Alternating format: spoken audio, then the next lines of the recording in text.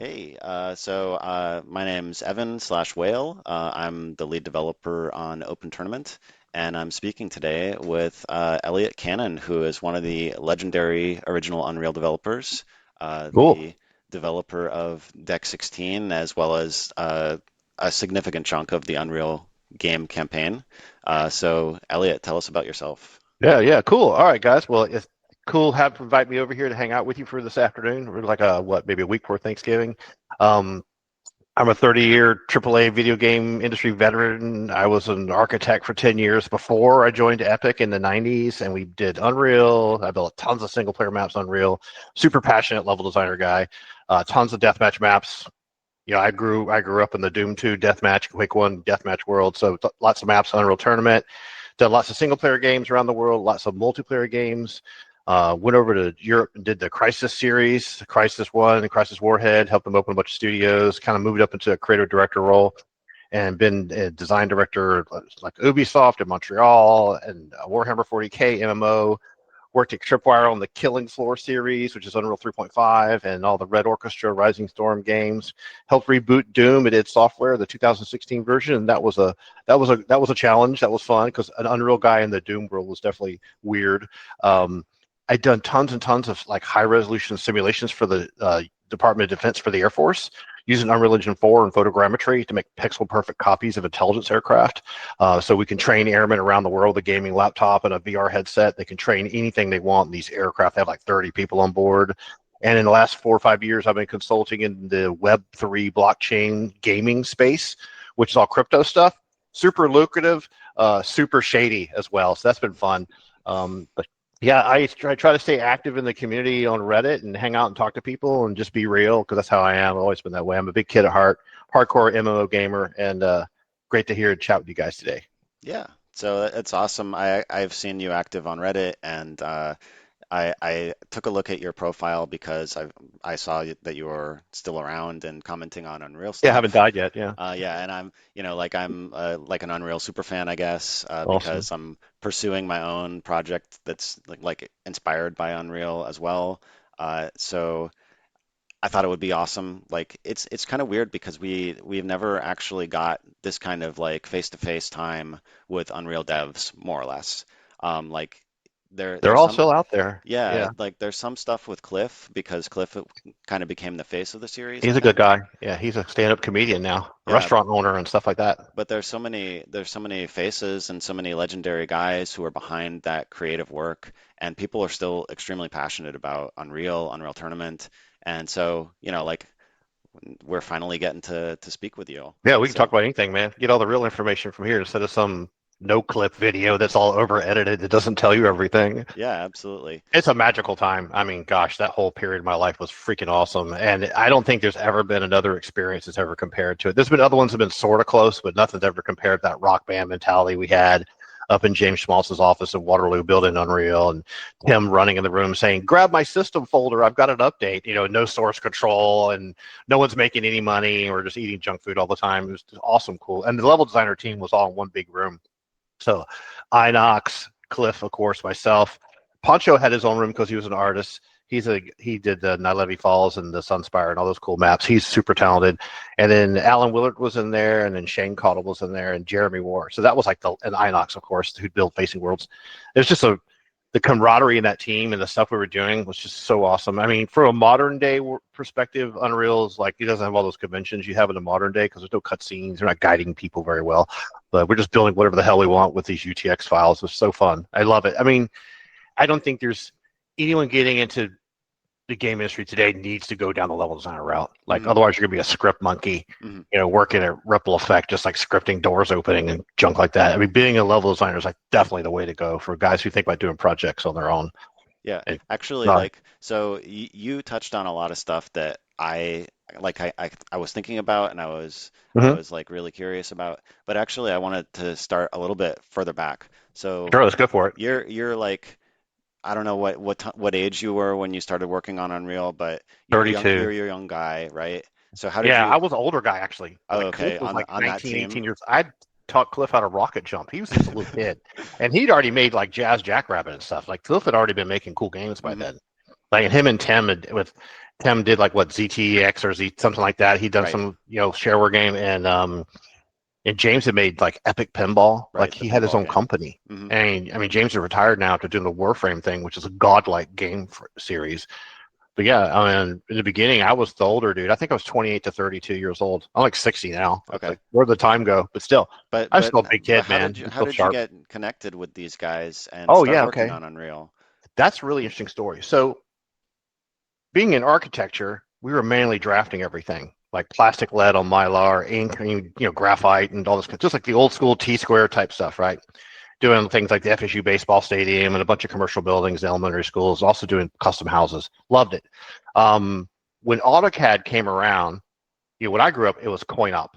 And we're getting a Atari 2600, like mowing lawns as a little kid to like buy your own video games. It cost like $80 for the cartridges. Then you have the Nintendo and the Super Nintendo. That's cool, but a user community, you can't make anything, right? You're just a player. When the computers got relatively mildly decent enough to start handling AutoCAD, that's when graphics started getting a little bit better. Because before, the computers were just like word processors for Lotus and crap like that. So um, once I got myself a good computer that could run AutoCAD, the first thing I did is went out to one of these CD-ROM clubs. You pay a penny and you get a bunch of CDs of games. So I got Myst, which is ironic because I got to work on real Myst later, and then Doom 2 because I skipped Doom 1 completely. It Mm, just slipped under the bridge for me. So, and then you had CompuServe and dial-up modems like 14.4 and 28.8 US robotics. So my entry into the video game industry was, you know, during the day doing architecture stuff, meeting with clients, drawing buildings, doing all the construction documents, doing inspections, doing all the serious stuff, right? And then at nighttime, I'm like playing Doom 2 like a nut co-op with a buddy of mine who lives across town. And then we start killing each other in deathmatch, and that goes into like going to CompuServe, not AOL. And CompuServe had this modem to modem games forum where there's a ladder you can compete. Like Duval Magic was there. That's Randy Pitchford, who owns what's the studio over there in Dallas? I forget. Gearbox. Yeah, Gearbox. And we're all competing against each other. And some of us were playing on Dwango, which is like a long distance kind of connective thing.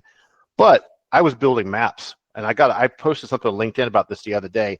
There was a book like Secrets of the Doom Guru, this big ugly blue book with this big demon face on it, and it had a CD-ROM in there because there's no DVDs really happening at that time. And then there was all the editors, all the Doom editors. One of them was WADED. So using WADED, I started building maps. You go to the public library to use Netscape to find websites because CompuServe is just their own little bubble, right? And you didn't really have Netscape surfing anything you wanted back then. It's kind of weird. Like Metacrawler wasn't even around yet. Even Amazon wasn't around. So I bumped into resources on the Modem Games forum that had Dr. Sleep stuff on it, which is John Anderson. He's passed away now. I think he passed away from a pneumonia, if I'm not mistaken.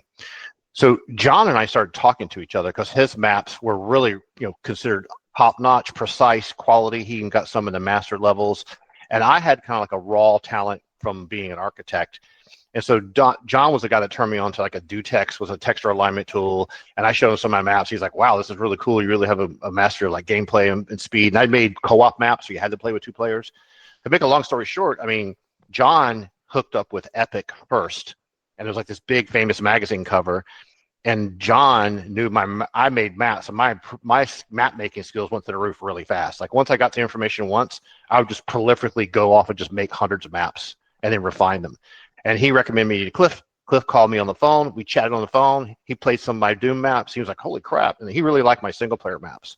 And so they sent me a CD in the mail with the engine on it. Like Okay. it's at the editor. There's no enemies or nothing. It's just like a light with a bunch of BSP and really bad textures. And you could build maps and light it, and that was it. And you Hmm. couldn't even run through the map. You could just fly through. So Cliff explained to me about brushes and moving brushes and all this kind of crap. He gave me the basics because back then we had to like put a big solid in the world and then carve out of it. Right. Later on, that went away. We just start carving out of nothing, and we didn't even have semi-solids back then or anything. And Cliff was the guy that gave me the chance. He's really cool. I owe a lot to him. I think if I didn't have that cool Doom portfolio, you wouldn't like know whether the guy was any good at it or not. And I had kind of a natural talent because I was a neighborhood dungeon master. Sure. Like visualizing three-dimensional spaces and making them cool for other people. I'm wired that way, like from the beginning. So yeah, we jumped on board. We started working on it. We didn't have any money. Um, I was like working a full-time job and doing stuff at night. We were experimenting, and then that's how I got hooked up. I don't want to get off on a tangent and tell you the next step and the next step and the next Sure, step. sure, sure. But yeah, you can ask the questions you want. So That's how it was. It was Doctor Sleep and Cliff. They were the ones that gave me my shot in the awesome. very beginning. Yeah, that's really cool. I didn't like, I'm curious, maybe I'll get a chance to speak with Cliff at some point to He's a pretty cool understand. guy. He just Yeah, has his name changed everywhere so people don't beat sure. on his door for Fortnite stuff. I would love to understand like how he got hooked up with Tim at the beginning because it seems like they I had a bet long you, relationship there. I would bet, Cliff should tell you the answer here. He's a good guy. Him and Arjun were made the Jazz Jackrabbit stuff together. And Arjun's like I think he's like a Belgian programmer. Maybe he's not. Arjun Brousset or something like that is his Mm, last name. mm, I think that Cliff and Arjun, when they wanted to publish his first game, I think him with Epic Mega Games, that's what it used to be called, were the right. publisher of it, right? This is Mm, shareware, like, Duke Nukem and all those kind of guys and Apogee. So I think that's how they first connected with each other. And Cliff was kind of our little ringleader mm, on the project. I mean, because Tim was like code, and he's kind of a nerdy kind of a guy, just code all the time. And Cliff was more like a gamer. Like mhm, he had the Nintendo Power Glove kid, and he grew up as a gamer. He always has, even to this day. right. So So you have to give him a lot of credit for the whole energy of what we were trying yeah. to do. Yeah, that definitely comes across in how he talks about his projects for sure. But actually, I wanted to ask you yourself, are you trained as an architect? Because the way that you discussed, like you got into this level design space was Mm-hmm. through architecture. Yep. Like architecture is one of my interests as well, Oh, cool. but I'm not a trained architect by any means. But Yep. like yourself, through tabletop role-playing games, Mm-hmm. I always was like drawing on grid maps, so that really translates quite well into like That was natural fit. Take the I'm boring making a shit and make it temple, cool. right? Yeah, and then I'm gonna put a bunch of enemies inside that temple, and then you design the scenario in in your mind, and then you Absolutely. create it. Yeah. So Absolutely. Yeah, I went to college for architecture. My dad was an architect. He's passed away now. He was my mentor. He was awesome. I went to Florida A&M School of Architecture. I started at UF and I transferred to Florida A&M, which is in Tallahassee, Florida. And I worked in architectural firms that were there in town as a draftsman, designer, draftsman. So I was working like 40 hours a week in the firms and taking early morning classes and classes at night, like all at the same time. And just a young kid trying to make it. And the good thing is because I worked in the firms, like I actually knew how to build everything way ahead of what was being taught in mm, school. So I'm taking like a structures class with steel design, the steel manual, and I already been doing it for 3 years in the office. Because there wasn't really a lot. There were computers, but they weren't being used in the office space. Like no one mm, was using AutoCAD. We're all manually drafting. Even for bookkeeping, people are using typewriters. It's crazy. Smoking in the office, all kinds of nuttiness. right. So I never got licensed to be a commercial architect because once I got my degree, you'd have to do an internship for 2 more years and then take a big exam. So I worked underneath someone else's seal in an architectural firm, which is good. I'm glad I did that because if I had gone ahead and gotten my seal and started doing a career in architecture, there'd be no way I would have given that all up to go work on video games. Mm, So once I got a chance to work on, at Epic on this project, which we didn't even know if it was going to take off. We thought it just might be just a mod. And right. we knew it was a company, but we didn't have a publisher deal. Hmm. Like we didn't have any money. We are like, it was like, it was a big risk.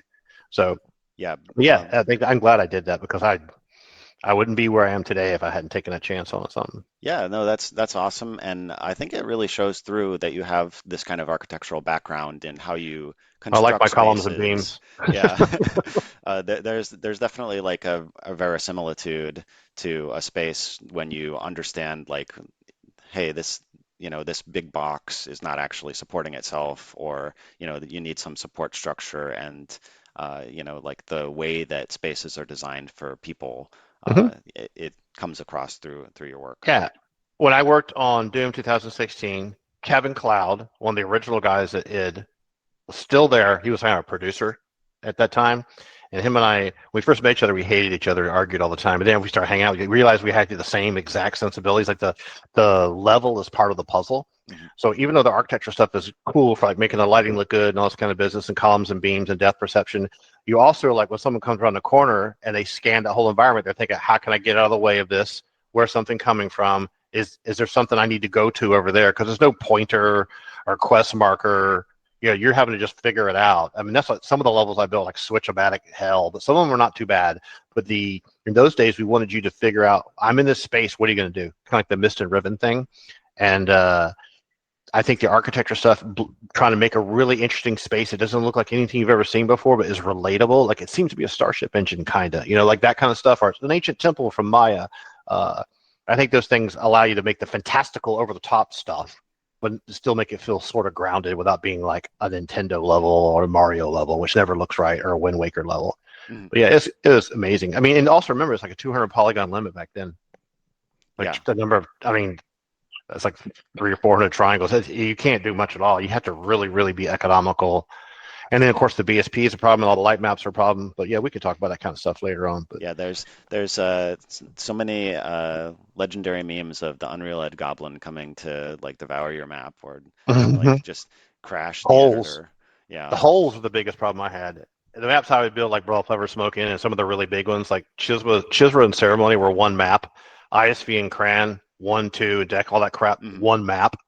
Because I was just this crazy level designer. I wanted this to be the most epic crap. I wanted it to be like a D&D campaign as a little kid, like Hall of Fire, Giant King, and all that kind of stuff. So for me, I had to go back and cut these maps in pieces because the texture memory for the light maps for the shadows just got too big. It wasn't really about the map. If the map had not been as lit the way that I lit the maps, which a lot of shadows and a lot of things being blocked by geometry, if I just left it unlit, you could have built a map forever. That wasn't the problem because Hmm. it's all zoned, right? But yeah, it was really neat. In a modern day, where, good lord, you could get carried away and build a national park in 5 minutes without even thinking about what you built. But then the real problem is like, well, why did you build it? Right. You So. just bring in your geographic information, source Hmm. data, and then all you have this huge terrain, but what's the point of it? Yeah, Um, so unless you're making a bear simulator and you need to find food in a 40-kilometer radius. right. We used to have that problem at Crytek. In the Cry engine, you could build a 4 kilometer by 4 kilometer map, and level designers on the team who'd worked on Far Cry, which is a little bit more under control, got into the next version of the Cry engine and like, oh, block out a level. We'd have a little bit of vehicle gameplay, Vini Vidi Vici, spot on top of the hill, using the nano suit, go into a village, wipe out a bunch of guys, reinforcements come, and they would begin by building this national park of just forest and jungle with no purpose and no Hmm. no like guiding anyone to landmarks or anything like that. Like you see a village in the distance, do you go there or you try to go in this ravine that has a road? I mean, so the that whole art form of trying to design levels that the player decides where they want to go based on what they see and they think and they imagine might happen, as opposed to the game designers telling you, you know, go down this route and it's going Hmm. to end up here and you'll see the skyscraper fall, which is all the Call of Duty stuff. Yeah. So There's a lot of like evolution in how games have been structured just because the technology enables so much more now. But I really have a lot of nostalgia and like from a design perspective, it's my favorite era of gaming is kind of the more restrictive early like late 90s timeframe because the technology was coming online to enable the creativity, but it wasn't so advanced that you could essentially like throw away creativity and just be like, well, we're just doing realism now, yeah. or we're just doing this because we can. Like, we want to have the on our, it's kind of dated now, but like the box label thing, say like we support like entire world. Um, we support the entire world in our Hmm. terrain. Like that's not interesting as a game design Yeah. per se. Maybe it's a feature that you can advertise if you're selling your engine, but it's not a game design feature per se. Yeah, Um, you want to send someone somewhere they've never been before, either just to kill each other or to have fun killing monsters, or they wanted to explore, like Dear Esther and some other weird games been done in the last few years. But it's like the modern day video game industry is just it's like it's like the Charlie Brown Christmas, mhm, where he talks about how commercialized Christmas has become. Like that's where the video game industry is now. Except thank God for Steam, because we have independent communities. They will build whatever they want, everything from Terraria to even the Killing Floor games. I mean, all these little games that people make now, and even some of the big ones like Path of Exile, mhm. like those are brilliant games that people built on passion for what they love. That's the stuff that turns me on. I like the most. And there's some big studios that make some neat stuff, but not this like Battlefield business and all that kind of stuff. It's just Yeah. they're just a machine. You touched on something there that I wanted to like Okay. talk a little bit more about, which is sort of like all the levels that you created were sort of when you look at the campaign of Unreal, you can tell like these were chopped up for technical reasons. Hmm. And there's probably a couple of different discussion points here that might be interesting to talk about, but obviously like there's there's a flow. Like all the Chizra level and the ceremonial chambers and the Kran levels are all connected, and so you chop those up for technical reasons so that Hmm. you could get that all to work. Um, and I was curious, like how much of, from my perspective, probably the most interesting thing about Unreal is like what was your level of input into the structure of those levels? Oh, everything, Were you everything from scratch. okay? Yeah, So the whole level design team was that way mhm, on Unreal. Like we had, here's how the flow will go, which is like if you went to college for game design, they'd be like, "What?" They wouldn't mhm, understand. If you go to a regular studio now, it takes 40 guys to build one level. This is one guy building stuff. So you have UTX files, mhm, these 256, 256, 8-bit palletized little textures are tiny, and an artist at digital streams like like oh gosh, Mike Leatham, Arturo Bias, and Pancho, those mhm, three people would make some art, like Egyptian themed stuff, and Pancho would use it later on in his mhm, UT maps. Or they make this industrial stuff, or Mike Leatham would come over and say, "Hey, listen, I want to kind of make this Maya stuff," and I say, "Oh, these little blocks are awesome. Can you make me a sheet that has a whole bunch of these little blocks on it?" Yeah, sure. mhm, And so we would feed on this like challenging each other kind of a vibe, and you could go back and ask for stuff. Like I would go to Arturo and say, "Hey, listen, for ISV-Kran, I actually want like a floor plan of every of the decks." With mhm, different areas highlighted, and I sketched it out on paper for him. And he's like, "Yeah." So he made all the glass panels in ISV-Kran is me going to Arturo and say, "I need one here, I need one here," because we could have a few custom textures everywhere. It's not like Shane put these big crazy demons on the wall and stuff. mhm, Mine were more like functionality for the map. That's not taking anything away from him. He was a great digital artist as well.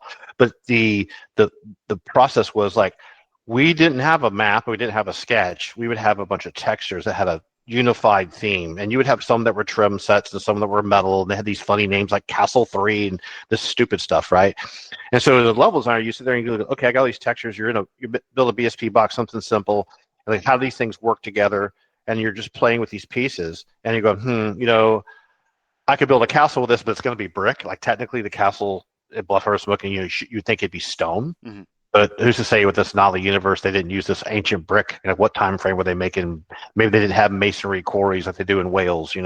And so the level designer way I would work right then, I would sketch a bunch of rough ideas on a sketch pad of what I wanted the theme to be. Like it had to be a theme. I want you to take you to this place. mhm, You're like this Indiana Jones box storage room in Dasa Pass before you go to the cliffs and the bridges lowering all that kind of junk to lead into the cellars, right? And that was the idea because the previous level was this big open thing. Now I wanted to get it kind of more linear, back to Doom 2 kind of vibe. And so you would build your maps kind of based upon what I imagined this could be and how it would work. And then I wanted to create interesting connected spaces that had different styles of combat, mhm, a different looks and feel. And I would try to make like a unified lighting system, like for how the torches are being held up. And then a new area would open up. Hey, I'm going to flood this area and put little bridges everywhere and put gas torches in it. And so you'd have these ideas. You just build it. Like I could build stuff really fast. Like Deck 16 is like an hour and a half. mhm, Like these maps do not take a long time to build. The single player maps take a long time to build because you're putting all the path nodes and then you're tweaking all the lighting and rebuilding and then doing the path nodes and then rebuilding. It just takes forever. But the moving brushes and all the layout and the texture map, just grab the textures and align them really quickly. It was really fast to build maps. And then as you're building stuff fast, and then you play it. I had two machines, a P90 to play on, which was a crap machine, a 266 with two cards in it, two voodoo cards in it. And I would play the map in a really fast machine, and then I would go back and make modifications to the other machine. So just they're right there next to each other with these crappy, big, heavy CRT monitors with cigarette burns on the side of them. They were mhm, terrible, disgusting. And there's like pizza boxes and Mountain Dew cans. So all of us were the most disgusting bunch of lazy dudes ever. All we did was make maps all day long, all night long. But the good part was that the genesis of the ideas came from each one of us had our own imagination, mhm, and we would have some ideas that we wanted to work, and it was very easy to build really quickly and try those ideas out. There must be like 70 maps when we moved to Cary. I built a ton of maps that were outdoor, and we never used them for Unreal Tournament. They just got mhm, put in a bin mhm. because you could just build a map in a day. Sure. And but yeah, that's what we would do. And so when the Chizra map is happening, you're thinking, Dungeons and Dragons and Hidden Shrine of Tomoashan kind of vibe with traps and things underneath and swimming and all this kind of crap. And you're building the ISV-Kran, you're thinking a little bit of aliens, but you're in an abandoned ship. It should feel like everyone's dead. And you know, there's little moments, but you're not building a colonial marine map. You're Right. going to be there and Scar going to come out of nowhere and like, oh crap. And so uh, most of the maps were built that way. And then you try to make gameplay things like, okay, this area is flooded with bad chemicals. You got to drain it down, but you don't have any way to. You have the little translator thing. You Mm, can pick up little messages that would chirp. But I try to use those for like people's logs and stuff, as right. opposed to saying only two more to go, like they would do in Quake. Sure. So we really wanted the level to kind of like figure it out. There's a switch somewhere, which is old school. A lot of modern day people like make YouTube videos and play them out, and they go, "I don't know where to go," And so, but that's what we would do. Each level designer would do it differently. It'd be a good Mm, thing to ask them. Like Inox was big into Chemical Brothers and racing games and stuff like that, and StarCraft, and he loved science fiction, and all his stuff had to be science fiction. You would see him build a castle, save a soul, right? And Cliff liked to make uh, things that were scary or mines, and he did a lot of that kind of business. And Jerry also trying to make big boss maps, and Shane made always big long journeys and boats and stuff like that. And mm-hmm, and Pancho was very excited by scale. Like mm, he liked build like the biggest, coolest, tallest thing possible. So all of us had different things we were hooked on, and it just comes from our influences. But the genesis would always start with the texture UTX file and okay. dorking around with them. Yeah, So, it's fun. so when I speak about like where did the idea come from, and you Hmm. touched on this too a bit.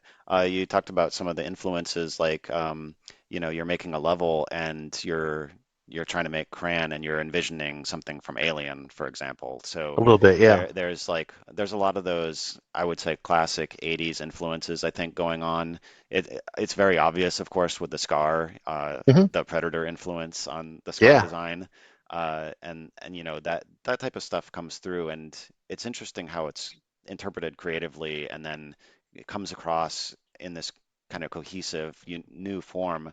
But I guess to go back to my initial question here, Hmm. like when you're deciding, I'm going to build like the Chizra water temple. Did you have a Hmm. conversation with anyone and say, No. like, is there even a Chizra water temple, or you just said, No. I'm going to build it, and Nope. then Nope. There was none of that. We okay. never talked about it. There was no story. Like I put the whole Kira Argonova crap in my own maps just Hmm. for the hell of it. She's a character from an Ayn Rand book called We the Living. Oh. And everyone like Cliff had this whole like escape from prison, introducing the Scar kind of a thing. And the other guys were just building maps. I don't think anyone else ever built any maps that had any story to it. Mm, I mean, some of mine had some. I wanted you to find gibbles of stuff that tell people were here, like, right. and they're dead now, and they're talking. Sometimes it'd be Nolly information, like the Stick of Six Fires and all this kind of junk. I kind of wanted to have this. There's some element here that makes sense of why this is being revered, or a puzzle tip of what you do with the lightning to make this come down. But you didn't have much to work with. Like there's no cutscenes, there's no characters talking. These characters are really ugly and low res. It had to be something that was like a little bit of piece of information, like a tweet almost, if you think about it in modern day. And so we didn't have anything to work with. I would do my own thing, whatever I wanted to do. I just want no one. It wasn't like I was bucking the system. None of us talked about any of Mm, this. We're just mm, building maps and playing each other's maps. okay. And I think some of that could have been established by, if you look at Doom 1 and Doom 2 with episode EM1 and EM2 and all that kind of crap, it's all on Mars. It's all just a bunch of random places. They don't really feel like real places, like ever. I Sure. mean, they feel cool. Like suddenly it's a big round thing and there's lava. Like, where is this? And so we were able to make things more anchored to what seemed like a real place. Like, oh, it's a big temple, or it's a castle, or it's inside of a starship, or whatever. But then it was just free reign to just do whatever you wanted to do. And Mm, what the player's route would be through that normally would be, you know, go forward, kill a bunch of stuff, discover things, try to figure out your way to get out of here, but just enjoy the ride while you're doing it. And then you can fight a bunch of stuff, a bunch of different situations with creature factories and all this kind of business, get more weapons and armor, and then discover the next area, like what's around the next corner. It was more like an adventure than it was I mean, it's a first-person shooter, but it was not, your player's motivation was more about what's the next area, as opposed to I've got to find this one thing and I've solved it and I hand it in as a quest handed. Like that wasn't even, that stuff wasn't even there. Even Ultima Online didn't have that. It was a sandbox. So, yeah. but yeah, it's really, I don't know. I just funny because no one makes games like that. You could still build a game that way, but a lot of younger generation people who are probably very reliant upon direction and quest and stuff, who people like can't figure out what to do in Guild Wars 2. You know what I mean? Right. Like those kind of people, they'd probably have trouble. But I think that kind of stuff could still be really amazing with the graphics we can do now. I mean, Yeah. gosh, you could do a time travel game. It'd be insane. I find it very interesting because I feel like it does speak to a bit of an older mindset in terms of one like who it appeals to per se, Hmm. because it's not hand-holding, but at the Oh same yeah. time, it feels more, at least to me, if that type of game feels more rewarding because it's not hand-holding you. When you have like a modern design sensibility where it's like, well, I built this thing and therefore I'm putting like a signpost right on top of Yeah, this like an thing. airport. Yeah, and like, oh, you got the achievement because you picked up the thing, Yeah. and um, you know, you get like a dialogue that pops up in the game too that's like, congratulations, you finally you saved me, or you You got the same achievement 4 million other kids have. right. So the design sensibility has changed quite a bit, and Yeah, it for it sure. really is sad that that doesn't seem to have a lot of expression in modern gaming environment to Hmm. me, because the modern gaming environment is so handholdy, it's so like simplified in terms of the design that it doesn't accommodate for like kind of player expression Yeah, and or exploration. exploration, Yeah, for which are sure. really important things to really capture. Like this is supposed to be like this like alien environment in Unreal, or like just a sci-fi environment in general, some place that's not modern day America, Yeah, or modern day in general. yeah, Um, yeah. so Yeah, it's changed a lot, and I think that I mean, the market has changed and the business practices have changed. The publishers have become bigger and bigger and worth billions and billions of dollars now. And the thing, so the big publisher world has gone this predictable level of Call of Duty-ish kind of entertainment, and some mhm, of our action adventure that have like a long-standing history or of franchises that they built up over the years. They put a lot of maybe literally tens of thousands of people have worked on for 20 years, and now it's this established IP that was nothing before. But you look at games like Sims 4 and stuff like that. People can just do whatever they want, and there's lots mhm, of sandboxy games out there. But I don't think they have that same appeal that Unreal originally had. Because also remember, there's kind of a sense of wonder because you're playing Unreal and look at the lighting compared mhm, to Quake 1 or even Quake 2. And nothing against those games; those games are freaking awesome.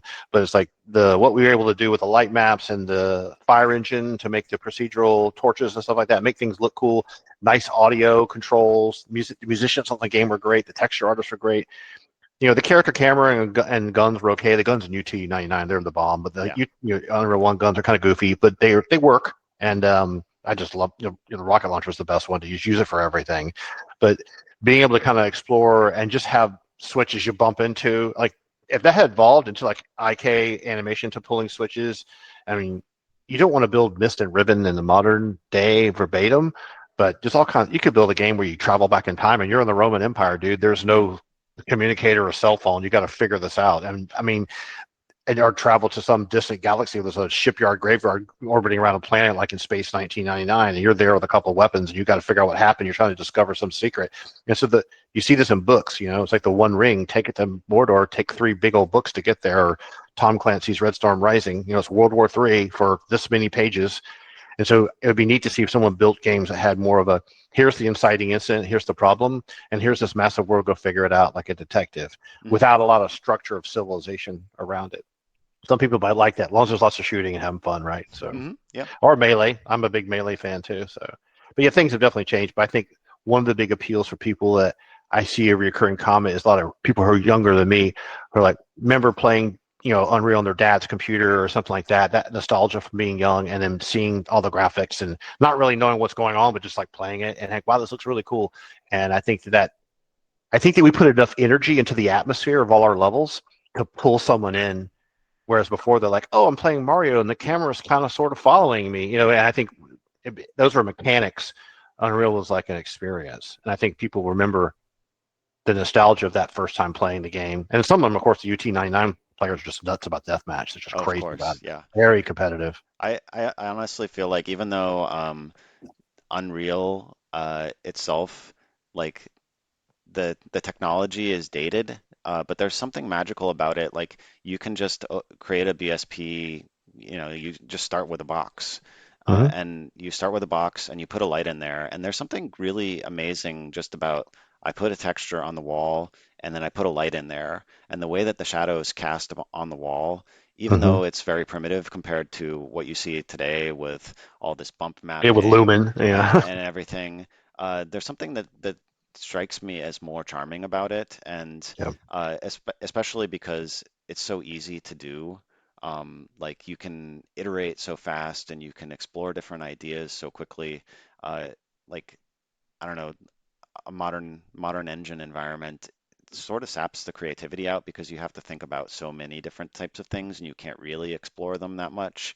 Yeah. You're They're also always mesh reliant. yeah, you have to Yeah. go between your 3D editor and your texture mapping tools and all this like stuff that's getting in the way of your kind of Yeah, architectural and creativity. the mesh fidelity. Hmm. Like, I mean, come on. I mean, if you look at any of the free Unreal, that's on Fab now. It used to be called the Unreal Store or whatever. But if you look at any of the free environments that you can download, like some Viking village or whatever, it looks totally photorealistic.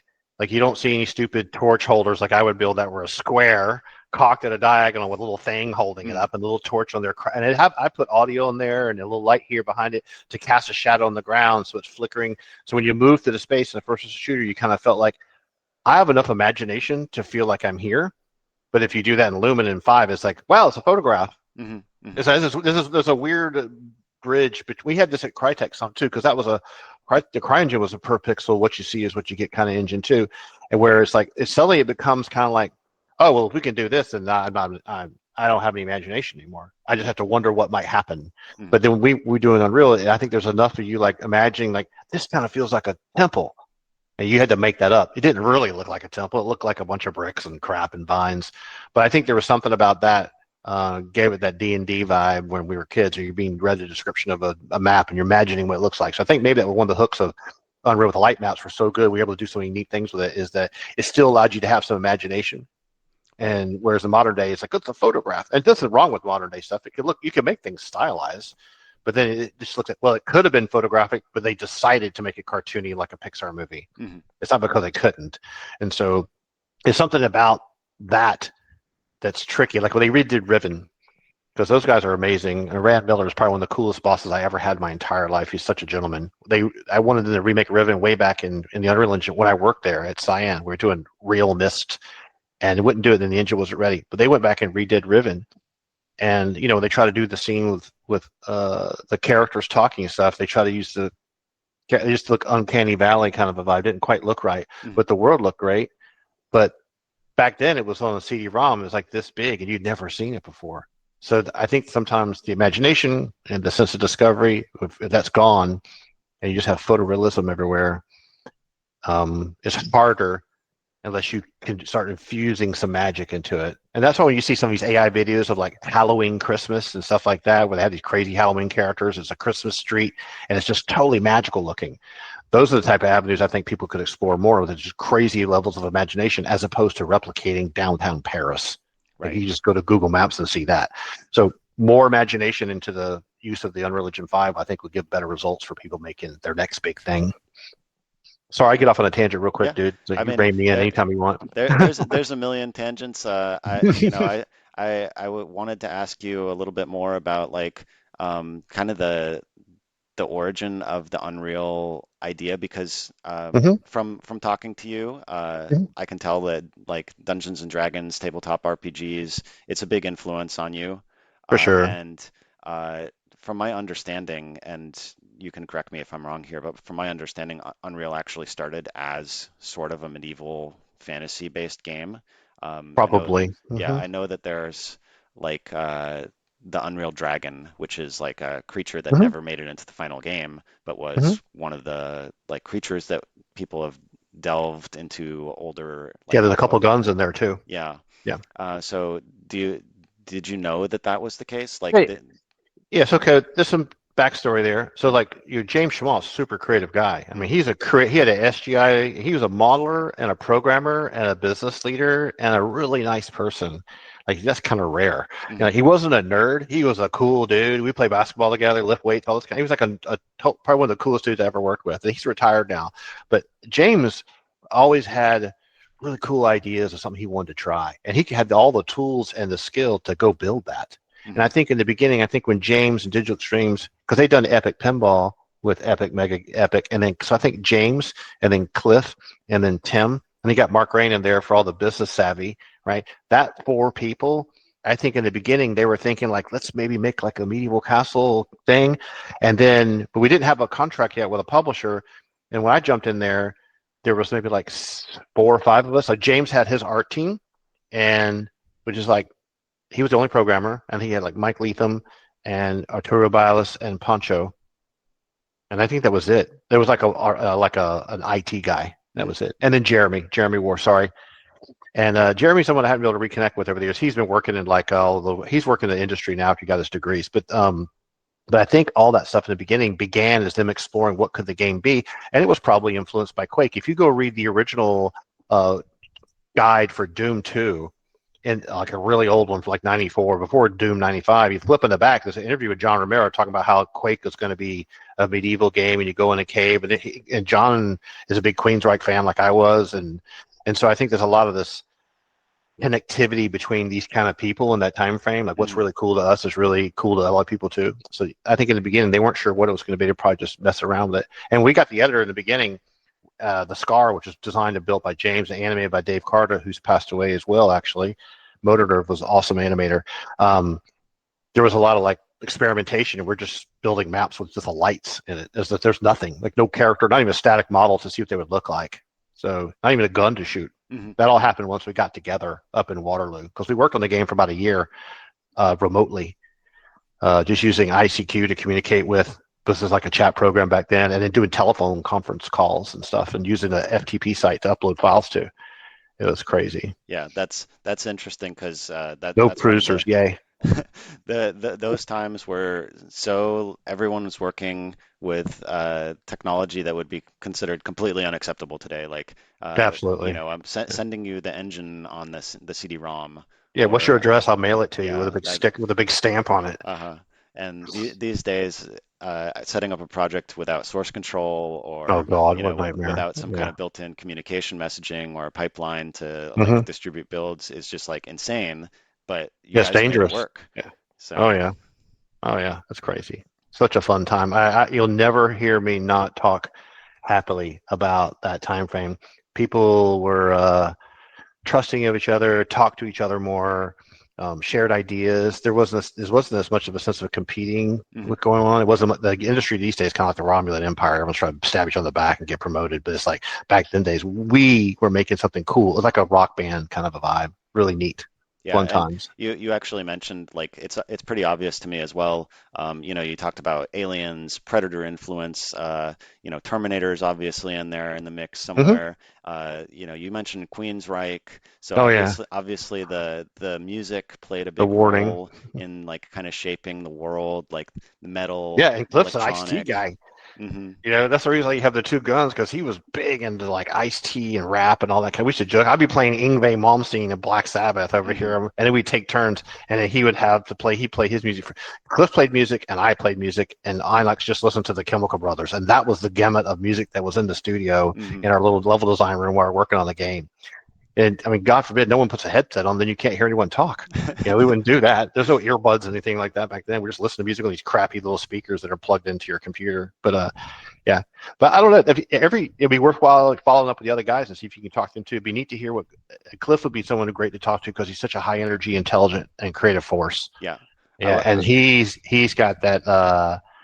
He he can tell you everything. He's yeah. more outspoken than me too, which is even more fun. I I'm would love to outspoken, be but able he's to more talk than me. to some of the other guys on the team because it's weird how everyone missed out. Like we missed out on being able to speak with you and Hmm. being able to like see like your creative vision and like your evolution as an artist and as a game developer, because it all happened before the era when people could do this type of thing Hmm. easily.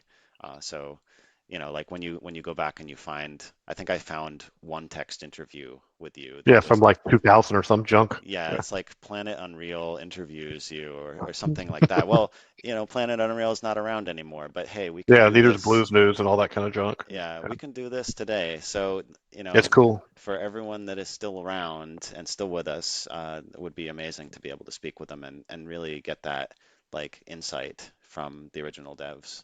Yeah, and Tim and I were not Tim, but Cliff and I were chatting last year. He's got cool projects he's doing, like a comic and Scrapper and all this kind of neat stuff. Hmm.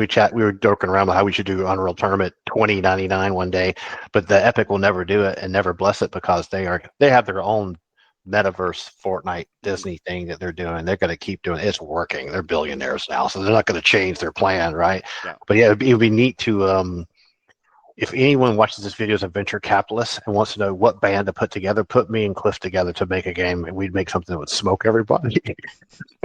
Because we would do something that captures the magic of Unreal without infusing a bunch of weirdo modern day junk to it, but we'd use the modern version of the engine, and we'd build something that no one had ever seen before. Because we've talked about what we could do with the engine modern day without it feeling like a dated Hmm. remaster. Like you Right. don't want to do that. You want something to feel really interesting. Right. So, but cool, yeah. Yeah, I'm actually curious, and maybe one day I'll get to speak with Tim, but I feel like the metaverse idea, at least from a technical perspective, was something that was kind of like in his mind even back when he Even back played. then, it was. Yeah. Yep. Um, He used to make. He would always give us a version of the latest version he had. We'd copy a system folder over the network at James's office, which was just a LAN, and then he would always have his starter level, which was always this huge hexagon with every lighting model in there just vomited in the map, and that was the extent of his level. Like he wasn't a gamer at all. mhm, Like he wouldn't even play the game. He was just code man. He was like mhm, totally into code, very brilliant. And he one time decided he wanted to make all our levels through portals that were all interconnected, so you could go to different maps.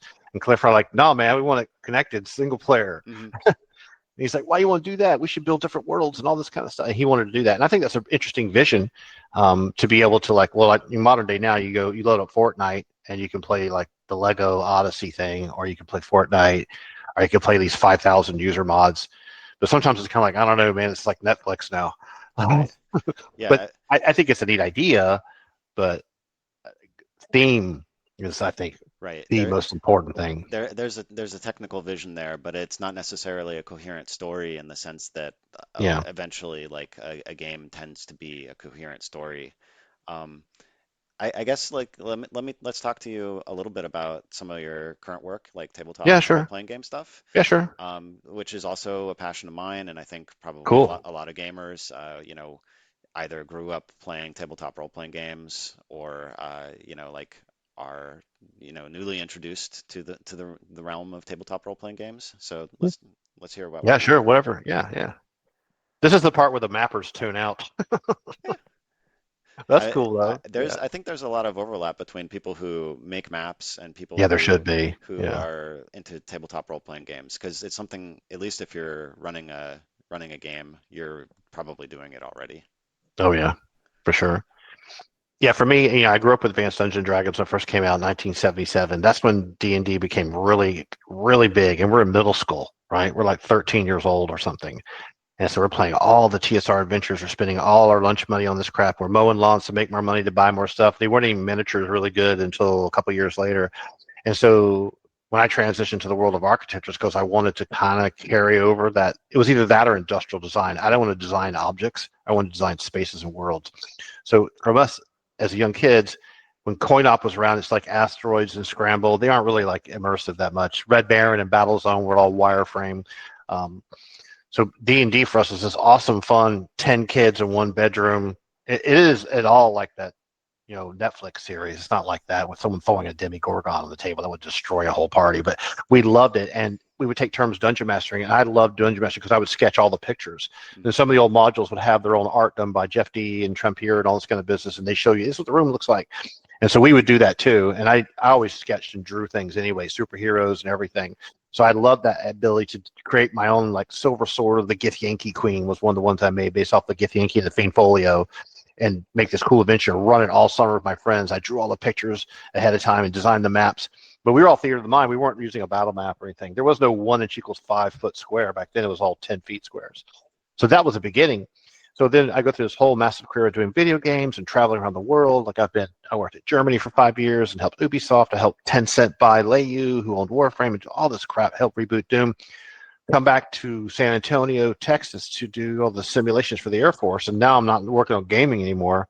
I'm just doing these really high resolution. There's a video on my website you should check out with photogrammetry, point cloud modeling, and everything. while that was going on, I needed to have my creative fix. And I'd written a novel, and I'd published that, worked on that for like 11 years, called Iron Will Rust. Check it out. It's on my website. And so I wanted to do something. So I kind of went back. So, I'm going to recapture that D&D vibe. So I made this little YouTube channel that just caters to like the old school Traveler, Advanced Dungeons and Dragons crowd, not the fifth edition stuff. Like the fifth edition stuff is like voice acting and silliness and giggling online. That's a different subculture. Like my subculture is more the people that grew up with it that like the imagination side. And you hear me mention this a lot in this whole chat today. It's like, theme, imagination, like Mhm. that's where the magic really lies in everything you do. So I'd done that for a number of years. I run that channel all the time. I'm currently doing like a DM's guide to like the Hall of the Fire Giant King. But I also did my own system called Decimation. It's completely original from scratch. It has hit location, armor mitigation. I released that the first in World War II with firearm combat, and then one of the Ancient World with all martial combat with no magic, and then I did like an Outlaws version of the Wild West, a little bit more brawling and fighting and good versus evil type of vibe. And I went back and released early this year the second edition of my World War II one that includes tanks and artillery because I love games like Bolt Action, which is a war Mhm. game. Mhm. Like I have like billions of Bolt Action stuff from Warlord Games miniatures, half of them painted, half of them not put together. But I don't like the wargaming play. Mhm. Like I love the small squad type stuff, which is like a party of adventurers doing an adventure in D&D. Right. So all the games I made they're all like they're low cost indie publications. I love doing it. It's really fun, and I like making the videos. It keeps me happy. I like doing that. No matter what kind of work I'm doing, which I pour everything into because I'm a high energy guy, I still have all this extra energy for other cool things I want to do too. So that's Yeah, cool. Yeah. I've seen you made some videos talking about Pathfinder 2, which Yep. my personal gaming group, we've been playing a Pathfinder 2 campaign. Cool. Uh, Awesome. you made some videos talking about Traveler, which I actually have Hmm. never played, but I would like to You should play. check it out. It's old. Yeah, I mean it's legendary because it's got that character death during character creation bit. So no, Yeah. be I'm curious to try that Mark out. Miller and I, this is a funny story for you. When I was working at Cyan in 99, 2000, actually 2000, myself and one of the concept artists, we were making Real Miss. We're almost done with it. I got a bunch of royalties from the Unreal Tournament release. And so I was like, hey, let's try getting a deal to make our own little studio, right? Mm, And Neverwinter Nights Aurora engine had just come out, which was pretty cool, goofy looking, but it was a good tool set with tiles. So it was a tile set editor, which is much faster. You can make a dungeon in like 2 seconds. So why don't we use the Neverwinter tile set idea, but do it in the Unreal Engine 2, which hadn't come out yet, and let's do a science fiction game in the Traveler universe. So I reached out to Mark Miller and we talked on the phone for weeks. So we did a bunch of concept art and sketches and sent it to him. A bunch of the Cyan guys did all these concepts for this idea for a science fiction game. And then we had like an agent helping us to try to publish this. And I remember Microsoft come to us saying, can you guys make a side scroller instead? We're like, what? We're like, no, we're not making a side scroller. We will make a 3D adventure game in the Traveler universe. And at that point, we're like, forget this. It's never going to happen. The world's not ready for it.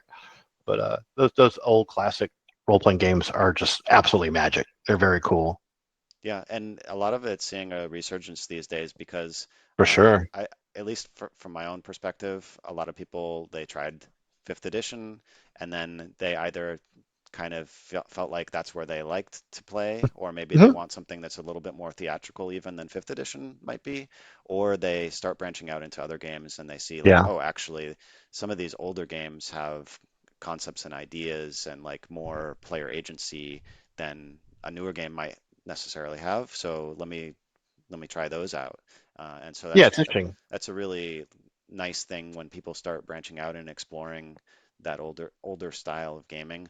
And actually, like what you mentioned too, I used to run a game, and what I started doing at one point was using Unreal Ed to like Oh, cool. make spaces to just like generate images because Awesome. you have this like top-down layout that you can do, but you can also be like, well, you're walking into this castle, and so Mhm. here like I kit bash a bunch of things together to look like this is a castle gate, and then like run it through Photoshop and put a filter on it, and now it looks like, Awesome. here's an image of what you see as you approach the castle gate. And that's really cool to me because especially now, to be honest, we're living in a time in which an individual creator is empowered again. Like Hmm. we were, at the start of your career with Unreal, it was this time where the individual creator like yourself, you had so much power to just generate ideas and explore different things. And then we went into this really corporatized time, at least in my opinion, where you need the team of 100 artists to build something. But again, I feel like we're re-entering kind of an age where hopefully individual creators are empowered to like speak their creative vision without Oh yeah. necessarily needing so many people to like, you know, generate art for you or do anything like that. So like especially the RPG space, I feel like is an amazing opportunity for creators like yourself to start exploring your own ideas and like, you know, you can compete with Wizards of the Coast these days if you want to. Oh yeah. If Like, you wanted to, you know, you quite it's easily. it's a PDF. They're So, just selling books. right. Yeah. So They that just, but they're a you're book selling business, yeah, you and just of need course, to Magic the Gathering card printing. yeah, like you mentioned that your system Decimation covers the ancient world, and Hmm. can you tell me what you mean by ancient world? Because I'm imagining 3000 BC up until Black Powder. So you okay, could do anything from Vikings in Ireland to the Roman Empire to North Africa to ancient Greek. There's no magic in that system at all. There right. could be, um, but it's everything is all based. It's like it's a blend between the six basic attributes you might have in D&D, but it's all percentile dice based. Everything, your chance to do something is what's getting modified all the time. So it's very easy for people to understand, but it has hit location and armor mitigation. Hmm. And different types of weapons are designed to do different things throughout history. So if you wanted to play a battle with like, 8 Roman soldiers against 6 Carthaginians at some pass by a river, you could do that, but it also has this task and check system, trait checks, action checks, so you can do role playing game stuff. So if the player comes up with some really bizarre thing, like they're riding the horse really fast, they would jump off the horse and roll the ground and then pull out their sword and charge some guy. That's kind of a dramatic thing. Whereas if you do that in Pathfinder, that's like an athletics check. Hmm. It's controlled. Because Bullman and those guys at Pathfinder, they made sure that Pathfinder Second Edition is really tight on the math. Hmm. Like it's hard to make something bad, unlike Elder Scrolls Online, right? Which you can make a very bad character quickly. And so and that system is designed to be really small, easy to play. You can play anything you want to do: martial combat, weapons, bows, not blowguns, but bows, crossbows, armor, no armor, melee, anything you want to do. And it has a progression system too. The more you become skillful with a sword, the more likely you're going to get really lethal hits on someone, better accuracy. And that's the idea behind that whole system is that the progression, whether it's in the Wild West with your renown getting better, as you progress, your stats don't increase. What increases is it's like a battle rank. You have a modifier that gets better and better and Hmm. better. So it's a really cool system. You should check it out sometime. I can send you some free copies. You could check it out. But that's the old one. It's a I will always I have another version that I dabbled in last Christmas time when I had some free time that was going to be set at the turn of the century called Exhumed, where Hmm. you do play like people resurrected from ancient history who are all evil criminals that had been decapitated or killed or murdered because they were bad from Okay. all these different epochs in history, everything from a gunslinger all the way back to like a voodoo shaman or something. Hmm. And you've been brought back to stop some evil, so I could infuse magic and D&D vibe into it. But then I said to myself, oh my God, I have to create like 9,000 spells. I think that would take too long. I may not live long enough to do that. So I one day would love to recreate Dungeons and Dragons in that system. Then again, I said, well, but it's already been made. Why Hmm. try to make it again? Just Hmm. keep doing. So the thing I've been dabbling with now is you heard me mention time travel a few times. I've been dabbling with a science fiction version of the game system that has time travel involved, inspired by some of the classic Star Trek, the Okay. original series stories and stuff like that, like Sitting there, Edge of Forever and all that. But I like doing that stuff. It's fun because it's just so imaginative. Speaking of what you did a minute ago, I have this projector and this big fold out aluminum frame screen that you can roll up and snap the screen to the aluminum frame and put it in the living room Hmm. and put a Bluetooth speaker in there, and ran a Pathfinder adventure when Pathfinder first came out in 2019 before the remaster for the Hidden Shrine of Tomoashant, but in Pathfinder Hmm. with all level 5 pre-gens, like the pre-generated iconics for some friends when we lived in Texas. And I had pictures and Unreal Engine images and audio and music for all the rooms. And so I built them all really real and put those in there so people could like see what they see on the big screen in the Yeah. background. But we're still playing on one of my battle glasses with the plexiglass. So instead of trying to have a TV, Uh-huh. the miniatures don't light up right. They could like see the space and go, "Wow, this is it. Okay, now let's do the tactical stuff." Uh-huh. Right? Yeah, So it's that's fun. really cool. I know a lot of Yeah, it's people fun. get into that like complex table mechanic, but I've never seen it myself. So, Yeah, but yeah, yeah. cool. Okay. So I don't want to take up too much of your time here. We've Yeah, spoken for okay. about an hour, but it was awesome to speak with you, to hear about like your history with Unreal, like the early days, that awesome like garage studio Garage Block, time. man. So Fun that stuff. that's really cool, and also what you're doing today, and your progression through the gaming industry as well. So Yeah, good it's to been talk fun, with you, man. Elliot, and Yeah.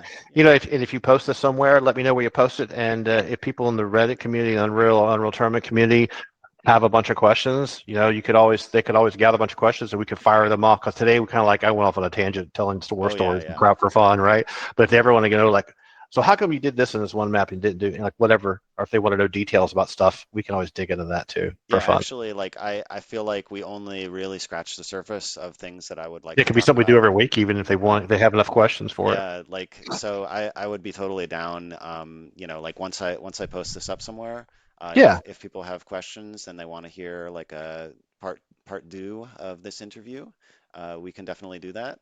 yeah. If And they want to, let the community figure out what they like. That's the yeah, most important part. I want them to have fun. yeah, my goal here, like not necessarily to make this a series, but I would love to try and reach out to some of the other guys. Hmm. I know Cliff is active on Twitter, so Hmm. Oh yeah. I might be able to reach him there and see if he's interested, and then see if I can get into contact with the other original You devs. could try Inox too. I think Inox is still active in the game industry. He was working in Malaysia for a Mhm. long, long time. I don't know if he still lives over in Asia Pacific area. He's the guy that did Facing Worlds. A lot of people Sure. love that map. It's really classic. He was a crazy personality. Like what he liked is so interesting. He's such an interesting person too. I mean, of course, Cliff is over the top. I mean, the guy's he's just a nut, and I love him to death. He's totally cool, fun to work with. But he'd be a fun person to talk to as well, but he's got his fingers in all kinds of commercial pies all over the. He's really active, but yeah, but I don't know where Onyx is anymore. I mean, it's like I don't talk to him. Jeremy Ward's been working at Santa Monica Studios for a number of years now, and he was at like some other studios before. But I've tried connecting with Jeremy. He never really responds. He's just in his own world, doing his own thing with a family, probably. I think Pancho. Once he kind of got out of Digital Extremes, I think him and his wife started like an art shop or something like that. Mhm. But I'm not. I think he was blacksmithing and stuff for a while. I don't know what he's doing. I'm not close to him. I think Arturo is like a photographer Mhm. now, doing hardcore photography. Everyone's kind of evolved. Even Mhm. like the art director I worked with at Crytek, he's a photographer now. He like doesn't do it anymore. And some of the artists I work with at Crytek are like chefs in Japan. It's like, what? How did you get from Germany to Japan, become a Michelin star chef? I was like, okay. Makes me reminds me I've been doing this for a long time. I haven't really changed much. Well, sometimes you keep evolving and you evolve in new ways, and sometimes you Yeah. keep evolving, just like refining your craft and like, working on what made you passionate about what you were interested in the Oh first yeah. place. Yeah, So, for sure. Hope everyone does. I hope everyone finds that magic thing that I've been very blessed to be a part of myself. I mean, you have the engine at your disposal now. You could do anything for yeah, free. yeah, You can make $1 million and not pay a penny in royalties. yeah. That's You make a the cool game with three of your friends and make $750,000 a year and split it three ways, and you don't have to pay a penny to anyone. I mean, it's amazing what you can do now. But yeah, cool, yeah, it's been really fun. And yeah, let me know if you ever want to do it some more, and let me know where it's posted too, so I can watch it, see how stupid I look. sure. I'm gonna try and put this up on my Substack as well as the Okay. YouTube channel. And actually, I think your audience is probably a little bit bigger than mine at this point, Oh, because it doesn't matter to me. because you Yeah. regularly make videos, and I'm very infrequently making videos. Well, if you But post a YouTube channel, yep, let me know and I can share it and pipe it for you or whatever. cool. And Awesome. cheers. I'll talk to you soon. All right, mate. Well, have a great day, dude.